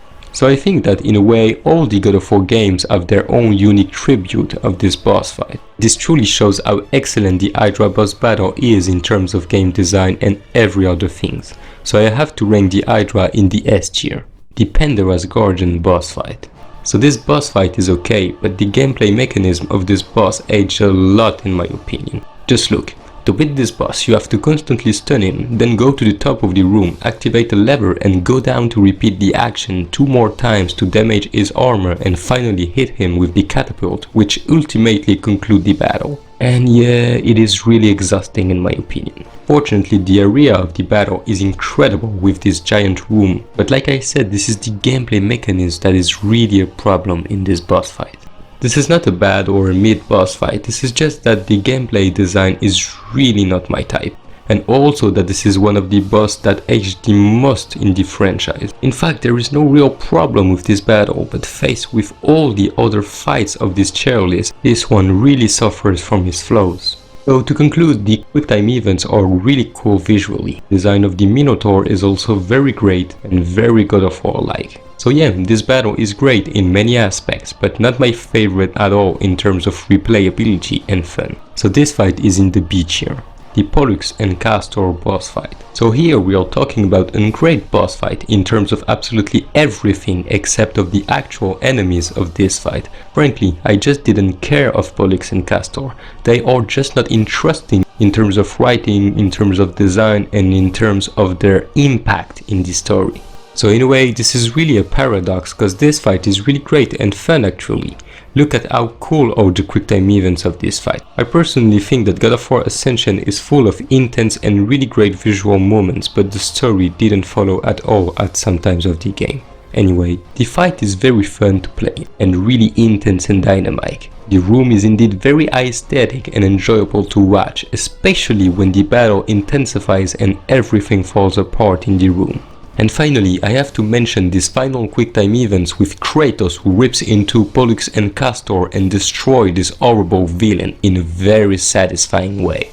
So yeah, at the end this fight is good with some very great and captivating aspects, but not my favorite at all. I think this fight deserves to be in the B tier, because there's a lot of qualities that I really can't deny, so yeah, B tier for me. So let's move on with the last God of War 3 boss fights of this ranking.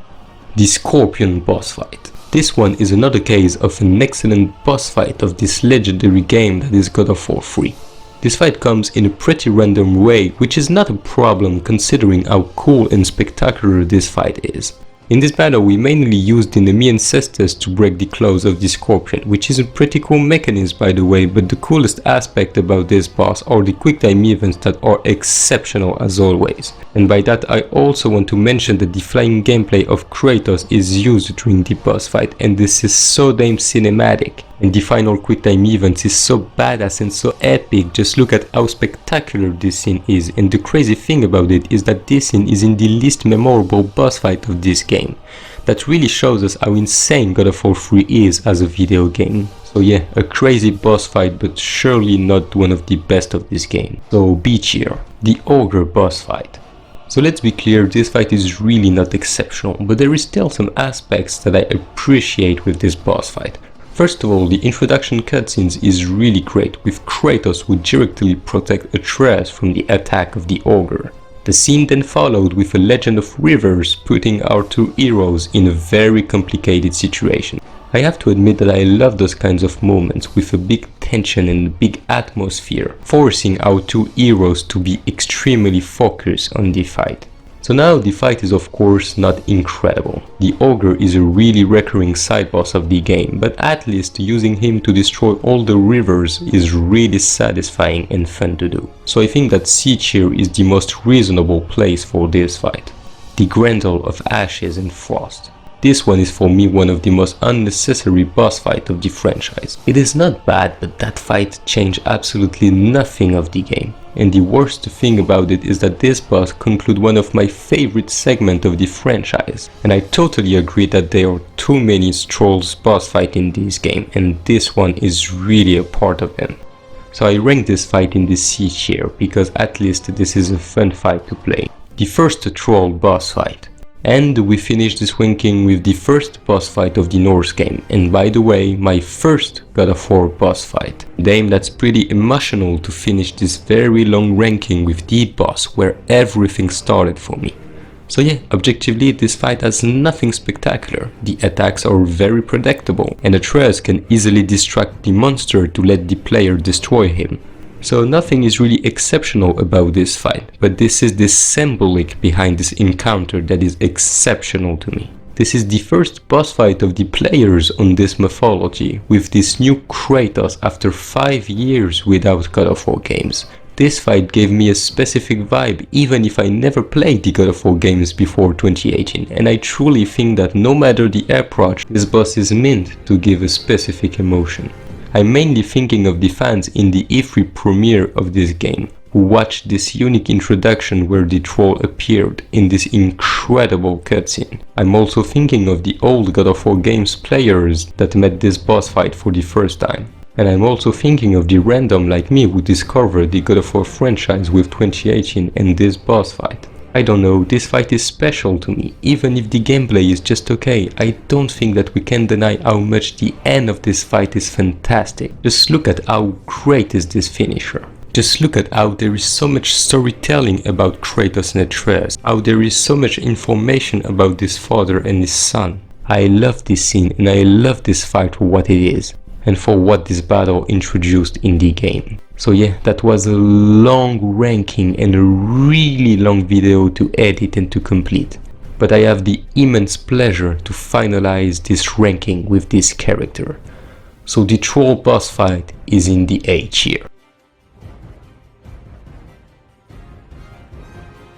Making this tier list was really important to me because the God of War franchise has the immense privilege of having some excellent and memorable boss fights throughout the entirety of the series. So it was crucial to me to show how constant the God of War franchise is at creating and delivering some very great boss fights in all the actual game of this series.